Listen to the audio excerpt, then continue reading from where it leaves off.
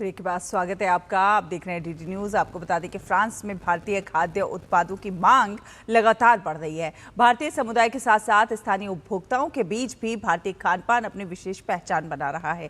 पिछले करीब 4 दशकों से फ्रांस में भारतीय खाद्य उत्पादों के कारोबार से जुड़ी अंजू एंटरप्राइजेस दालों, अचार, मसालों और रेडी टू ईट उत्पादों को फ्रांस सहित 23 देशों के बाजारों तक पहुंचा रही है। आपको दिखाते हैं हमारी संवाददाता ममता चोपड़ा की एक खास रिपोर्ट। भारतीय खान पान विश्व प्रसिद्ध है। ऐसे में मेरे पीछे आप जो प्रोडक्ट्स देख रहे हैं, ये तमाम प्रोडक्ट्स वो हैं जिनको आप भी जानते पहचानते होंगे, हमारे भारतीय ब्रांड्स के ही हैं। यानी ये जो सारा सामान आप देख रहे हैं, ये है अंजू एंटरप्राइजेस का अंजू ब्रांड। अब आप सोचेंगे भला मैं बात क्यों कर रही हूँ, क्योंकि पेरिस में अगर हम खड़े हैं और यहाँ हमें भारतीय खाद्य वस्तुएं दिख रही हैं और ऐसी कंपनी भी दिख रही है जो 40 वर्षों से भारत के खान पान को फ्रांस के साथ साथ यूरोप और अन्य देशों तक पहुंचाने का काम कर रही है, तो बात करना तो बनता ही है। तो हमारे साथ इस वक्त हैं अंजिला मल्होत्रा मौंज, जो अंजू एंटरप्राइजेस की प्रेसिडेंट हैं। 40 साल पहले कहाँ से फिर शुरुआत हुई? मतलब वो वक्त क्या था जब कुछ मिलता नहीं था भारतीय यहाँ पे? उस समय जब मेरे पेरेंट्स यहाँ पे शिफ्ट हुए थे, उस समय कुछ भी नहीं मिलता था। ना आटा, ना चावल, ना मसाले, सब कुछ इंडिया से मंगवाने पड़ते थे पार्सल्स वगैरह में। तो उस समय उन्होंने सोचा कि अगर उन्हें इधर ज़रूरत है इन चीज़ों की, अपना कल्चर और अपना खाना कंटिन्यू रखने के लिए, तो दूसरों को भी ज़रूरत पड़ेगी। तो इसी वजह से उन्होंने जौन सा इस बिजनेस में जौन सा हाथ डाला। क्या कुछ बदला है इतने वर्षों में अंजू एंटरप्राइजेस के लिए? कहाँ थे और कहाँ तक पहुंचे?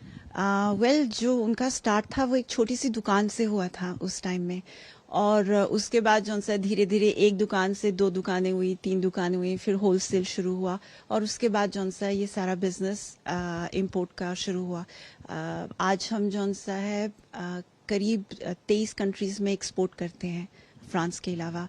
तो हाँ, बहुत बिजनेस इस हिसाब से बड़ा है और पॉपुलेशन भी हमारी काफ़ी बड़ी है। पैकेजिंग अब आप इंडिया से करवाते हैं। मोदी सरकार बहुत काम कर रही है कि ये सारी इंडस्ट्रीज वहाँ पे भी डेवलप कर सके। कितनी सुविधा आप जैसे लोगों को भी हो रही है कि हम इंडिया में पैकेजिंग इंडस्ट्री को इतनी हाइट दे रहे हैं? इट्स रियली इंटरेस्टिंग, क्योंकि आज के दौर में जो यहाँ पे जो हम पैकेजिंग, जो प्रीमियम पैकेजिंग बना सकते थे, अब वो यहाँ से अच्छी इंडिया में बनती हैं at better prices. The quality is much better, और जो चीज़ जौन सा है डिपार्चर इंडिया में बन सकती है वो वहाँ से करनी चाहिए, यहाँ से करने का कोई पॉइंट नहीं बनता।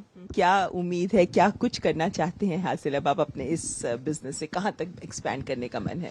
ओह, आई रियली विश कि इसमें हम एथनिक पॉपुलेशंस में बहुत पॉपुलर हैं, एंड मेन स्ट्रीम में जौन सा धीरे धीरे वर्ल्ड आइल्स में जा रहे हैं। बट आई रियली विश कि कुछ सालों में, 5-10 सालों में हमारे प्रोडक्ट्स जौन से हैं मेन आइल हर सुपरमार्केट में प्रेजेंट हो।